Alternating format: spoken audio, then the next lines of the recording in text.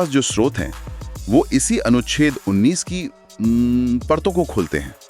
हम सिर्फ ये नहीं देखेंगे कि ये अधिकार क्या हैं, बल्कि ये समझने की कोशिश करेंगे कि इनकी सीमाएं कहां से शुरू होती हैं। वो कौन सी बारीक लकीर है जिसे उचित प्रतिबंध या रीजनेबल रिस्ट्रिक्शंस कहा जाता है। और सबसे दिलचस्प बात, आज के डिजिटल दौर में जब एक ट्वीट लाखों लोगों तक पहुंच जाता है, तब अदालतें इस पुरानी आजादी को कैसे देख रही हैं? तो चलिए शुरू करते हैं ये समझना कि हमारी आजादी की ये नींव असल में कितनी मजबूत और कितनी लचीली है। तो सबसे पहले ये अनुच्छेद 19 है क्या? स्रोतों में इसे लोकतंत्र की तलवार और ढाल दोनों कहा गया है, जो सुनने में काफी शक्तिशाली लगता है। ये एक बहुत अच्छी उपमा है। तलवार इसलिए क्योंकि ये नागरिकों को सरकार की नीतियों पर सवाल उठाने, उनकी आलोचना करने की ताकत देती है। और ढाल इसलिए क्योंकि ये सरकार की मनमानी कार्रवाइयों से नागरिकों की रक्षा करती है। इसके तहत नागरिकों को 6 मौलिक स्वतंत्रताएं दी गई हैं। हाँ, मैंने ये लिस्ट देखी। हम अक्सर सिर्फ बोलने की आजादी की बात करते हैं, लेकिन इसमें तो 6 अलग-अलग आजादियां हैं। पर ऐसा लगता है कि सारी बहस और सारे विवाद सिर्फ एक के ही इर्द गिर्द घूमते हैं। आपने बिल्कुल सही पकड़ा। वो 6 स्वतंत्रताएं हैं: बोलने और अपनी बात रखने की, शांति से इकट्ठा होने की, संघ बनाने की, देश में कहीं भी आने जाने की, कहीं भी बसने की और कोई भी पेशा या व्यापार करने की। लेकिन जैसा आपने कहा, असली तूफान हमेशा पहली स्वतंत्रता यानी अनुच्छेद 19(1)(a) वाक और अभिव्यक्ति की स्वतंत्रता को लेकर ही मचता है। इसी के अंदर अदालत ने समय के साथ कई और छिपे हुए अधिकार खोज निकाले हैं। छिपे हुए अधिकार, ये तो दिलचस्प है।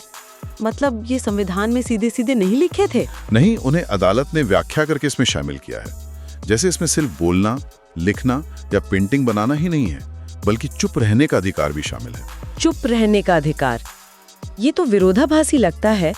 बोलने की आजादी में चुप रहना कैसे शामिल हो सकता है? इसका सबसे अच्छा उदाहरण एक बहुत ही मार्मिक केस से मिलता है। बिजॉय इमैनुअल बनाम केरल राज्य। ये 1986 का मामला है। कल्पना कीजिए, स्कूल की सुबह की सभा, राष्ट्रगान हो रहा है और 3 बच्चे उसके सम्मान में खड़े तो हैं, लेकिन अपने धार्मिक विश्वासों के कारण गा नहीं रहे हैं। स्कूल ने उन्हें निकाल दिया। मामला सुप्रीम कोर्ट तक पहुंचा। और कोर्ट ने क्या कहा? कोर्ट ने कहा कि राष्ट्रगान का सम्मान करना जरूरी है और वो बच्चे खड़े होकर सम्मान कर रहे थे, लेकिन उन्हें गाने के लिए मजबूर नहीं किया जा सकता। अपनी बात न कहना या चुप रहना भी अभिव्यक्ति का एक तरीका है। ये एक बहुत बड़ा फैसला था जिसने अभिव्यक्ति की स्वतंत्रता के दायरे को और चौड़ा कर दिया। कमाल है। तो ये चुप रहने का अधिकार हुआ। और कौन से अधिकार हैं जो इसमें छिपे हुए थे? 2 और बहुत महत्वपूर्ण हैं। एक तो है प्रेस की स्वतंत्रता। संविधान निर्माताओं ने इसे अलग से नहीं लिखा, लेकिन रोमेश थापर जैसे शुरुआती मामलों में ही सुप्रीम कोर्ट ने साफ कर दिया कि एक आजाद प्रेस के बिना लोकतंत्र काम नहीं कर सकता। प्रेस समाज का वॉचडॉग है, इसलिए सरकार उस पर पहले से सेंसरशिप नहीं लगा सकती। और दूसरा, वो आम नागरिक से ज्यादा जुड़ा होना चाहिए। बिल्कुल। वो है सूचना का अधिकार यानी RTI। इसकी जड़ें उत्तर प्रदेश राज्य बनाम राजनारायण 1975 मामले में है।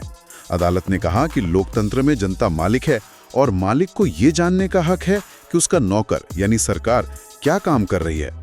इसी सोच ने बाद में 2005 के सूचना का अधिकार अधिनियम की नींव रखी। और ये सिर्फ अदालती फैसलों से नहीं हुआ, इसके पीछे मजदूर किसान शक्ति संगठन जैसे बड़े जमीनी आंदोलनों का भी बहुत बड़ा हाथ था। तो ये सब सुनने में तो बहुत शक्तिशाली लगता है। ऐसा लगता है कि ये अधिकार असीमित है। पर क्या कोई भी कुछ भी कहने के लिए आजाद है? क्या कोई दंगा भड़काने या किसी को बदनाम करने के लिए इस आजादी का इस्तेमाल कर सकता है? कोई तो सीमा होगी। यहीं पर कहानी का दूसरा और शायद सबसे जटिल हिस्सा शुरू होता है। ये अधिकार असीमित नहीं है। संविधान खुद ही इन पर उचित प्रतिबंध या रीजनेबल रिस्ट्रिक्शंस लगाने की इजाजत देता है। अनुच्छेद 19(2) में बोलने की आजादी पर रोक लगाने के 8 आधार दिए गए हैं। 1 मिनट, यहाँ उचित या रीजनेबल शब्द पर ध्यान देना जरूरी है, क्योंकि ये शब्द तो बहुत व्यक्तिपरक है। मेरे लिए जो उचित है वो शायद आपके लिए ना हो। तो ये कौन तय करता है कि कोई प्रतिबंध उचित है या नहीं? बहुत ही महत्वपूर्ण सवाल है। और इसी सवाल का जवाब देने के लिए सुप्रीम कोर्ट ने आनुपातिकता का सिद्धांत मतलब डॉक्ट्रिन ऑफ प्रोपोर्शनैलिटी विकसित किया है, खासकर मानेका गांधी मामले के बाद। आसान भाषा में इसका मतलब है कि किसी भी प्रतिबंध को 3 कसौटियों पर खरा उतरना पड़ता है। पहला, उसका एक जायज मकसद होना चाहिए। दूसरा, मकसद और प्रतिबंध के बीच सीधा रिश्ता होना चाहिए। और तीसरा, कि वो जरूरत से ज्यादा कठोर नहीं होना चाहिए, मतलब जितना जरूरी हो उतना ही हो। बिल्कुल, एग्जैक्टली। क्या इसका कोई असली उदाहरण है? कोई ऐसा विवादास्पद कानून जिस पर अदालत को ये संतुलन साधना पड़ा हो? बिल्कुल। इसका सबसे क्लासिक उदाहरण है राजद्रोह का कानून, यानी आईपीसी की धारा 124A। केदारनाथ सिंह बनाम बिहार राज्य का मामला 1962 का इसी से जुड़ा है। यह आज़ादी के पहले का कानून है जिसका इस्तेमाल स्वतंत्रता सेनानियों के खिलाफ होता था। सवाल यह था कि क्या आज़ाद भारत में सरकार की आलोचना करने पर किसी को देशद्रोही कहा जा सकता है? ये तो आज भी बहुत बड़ी बहस का मुद्दा है। हाँ, और 1962 में ही सुप्रीम कोर्ट ने इस पर एक बहुत बारीक संतुलन बनाया। अदालत ने इस कानून को खत्म नहीं किया, लेकिन इसके कह सकते हैं पंख काट दिए। अदालत ने साफ किया कि सरकार की कितनी भी कड़वी या तीखी आलोचना करना राजद्रोह नहीं है। राजद्रोह का आरोप तभी लगेगा जब किसी के भाषण से हिंसा भड़कने या सार्वजनिक व्यवस्था के लिए एक वास्तविक सीधा खतरा पैदा हो। सिर्फ सरकार के प्रति बुरी भावनाएं भड़काना काफी नहीं है। ये आनुपातिकता का एक बेहतरीन उदाहरण है। केदारनाथ सिंह का मामला 1962 का है, जब बातें चिट्ठियों, अखबारों और भाषणों से फैलती थीं। आज तो एक ट्वीट, एक मीम या एक व्हाट्सएप मैसेज से कोई बात करोड़ों लोगों तक सेकंडों में पहुंच जाती है। क्या इस पुराने संतुलन को इंटरनेट की दुनिया पर वैसे का वैसा लागू किया जा सकता है? अदालतों के सामने तो बहुत बड़ी चुनौती आई होगी। जबरदस्त चुनौती। और यहीं पर कानून सबसे तेजी से बदल रहा है। इस संदर्भ में 2 ऐतिहासिक मामले हैं जो दिशा तय करते हैं। पहला है श्रेया सिंघल बनाम भारत संघ 2015। ये मामला आईटी एक्ट की धारा 66A से जुड़ा था। ये वही धारा थी ना जिसके तहत सोशल मीडिया पर कुछ भी आपत्तिजनक लिखने पर पुलिस गिरफ्तार कर सकती थी। जी हाँ, और सबसे बड़ी समस्या थी आपत्तिजनक या चिढ़ाने वाला जैसे शब्दों की। इनकी कोई साफ परिभाषा नहीं थी। जो एक व्यक्ति के लिए मजाक है वो दूसरे के लिए आपत्तिजनक हो सकता है। सुप्रीम कोर्ट ने कहा कि ये शब्द इतने अस्पष्ट हैं कि इनसे अभिव्यक्ति की आजादी पर चिलिंग इफेक्ट पड़ रहा है। चिलिंग इफेक्ट मतलब डर का माहौल? बिल्कुल, मतलब कानून आपको सीधे तौर पर रोक नहीं रहा, लेकिन आप किसी नेता पर एक मजाक वाला पोस्ट करने से पहले 10 बार सोचते हैं कि कहीं कोई पंगा ना हो जाए। ये एक तरह की सेल्फ सेंसरशिप है। अदालत ने कहा कि ये लोकतंत्र के लिए खतरनाक है और धारा 66A को पूरी तरह से रद्द कर दिया। ये इंटरनेट की आजादी के लिए एक मील का पत्थर था। और दूसरा मामला? वो शायद इंटरनेट शटडाउन से जुड़ा था। सही। दूसरा मामला है अनुराधा भसीन बनाम भारत संघ 2020, जो कश्मीर में इंटरनेट बंद होने से संबंधित था। इस मामले में सुप्रीम कोर्ट ने एक और बड़ी घोषणा की। अदालत ने कहा कि इंटरनेट के माध्यम से व्यापार करना और अपनी बात कहना अनुच्छेद 19 के तहत एक मौलिक अधिकार है। इसका मतलब है कि सरकार जब चाहे, जैसे चाहे, अनिश्चित काल के लिए इंटरनेट बंद नहीं कर सकती। ऐसा कोई भी आदेश अस्थायी होना चाहिए, ठोस कारणों पर आधारित होना चाहिए और उसकी न्यायिक समीक्षा हो सकती है। ये तो बहुत अहम बातें हैं, लेकिन इसमें एक और किरदार है फेसबुक, ट्विटर जैसे प्लेटफॉर्म्स। उनकी क्या जिम्मेदारी है? अगर कोई उनके प्लेटफॉर्म पर कुछ गैर कानूनी लिखता है तो क्या वे जिम्मेदार हैं? इसे इंटरमीडियरी लायबिलिटी कहते हैं। श्रेया सिंघल मामले में अदालत ने इन प्लेटफॉर्म्स को एक सेफ हार्बर, यही एक तरह का सुरक्षा कवच दिया था। कहा गया कि वो सिर्फ एक मंच है और किसी तीसरे पक्ष के कंटेंट के लिए तब तक जिम्मेदार नहीं होंगे जब तक उन्हें अदालत या सरकार से उसे हटाने का कोई ठोस आदेश ना मिले। लेकिन 2021 में आए नए आईटी नियम इस स्थिति को काफी हद तक बदलते हैं। कैसे? वो इन प्लेटफॉर्म्स पर खुद से कंटेंट पर नजर रखने और यहाँ तक कि व्हाट्सएप जैसे ऐप्स पर मैसेज के पहले ओरिजिनेटर का पता लगाने जैसी जिम्मेदारियां डालते हैं। अब ये एक बड़ी संवैधानिक बहस का मुद्दा है, क्योंकि ये निजता के अधिकार और अभिव्यक्ति की स्वतंत्रता दोनों के बीच एक नया तनाव पैदा करता है। हमने अब तक अनुच्छेद 19 को अकेले देखा, लेकिन मैंने स्रोतों में गोल्डन ट्रायंगल का जिक्र बार बार देखा है। अनुच्छेद 14, 19 और 21। ये सुनने में बहुत महत्वपूर्ण लगता है। ये क्या है और इसका अनुच्छेद 19 से क्या संबंध है? ये भारतीय संवैधानिक कानून में एक बहुत बड़ा विकास था जो मेनका गांधी मामले के बाद आया। अदालत ने कहा कि इन तीनों अधिकारों को अलग अलग नहीं पढ़ा जा सकता। अनुच्छेद 14 है कानून के समक्ष समानता, अनुच्छेद 19 है स्वतंत्रता का अधिकार और अनुच्छेद 21 है जीवन और व्यक्तिगत स्वतंत्रता का अधिकार। अदालत ने कहा कि ये तीनों एक दूसरे से गहराई से जुड़े हैं। इन्हें ही गोल्डन ट्रायंगल कहते हैं। इसका मतलब क्या हुआ? अगर सरकार कोई कानून बनाती है तो? इसका मतलब है कि सरकार का कोई भी कानून जो इनमें से किसी एक अधिकार को भी छूता है, उसे तीनों की कसौटी पर खरा उतरना होगा। यानी कानून को सिर्फ अनुच्छेद 19 में दिए गए 8 प्रतिबंधों के आधार पर ही उचित नहीं होना चाहिए, बल्कि उसे अनुच्छेद 14 के तहत निष्पक्ष और गैर मनमाना भी होना चाहिए और अनुच्छेद 21 के तहत न्यायपूर्ण भी।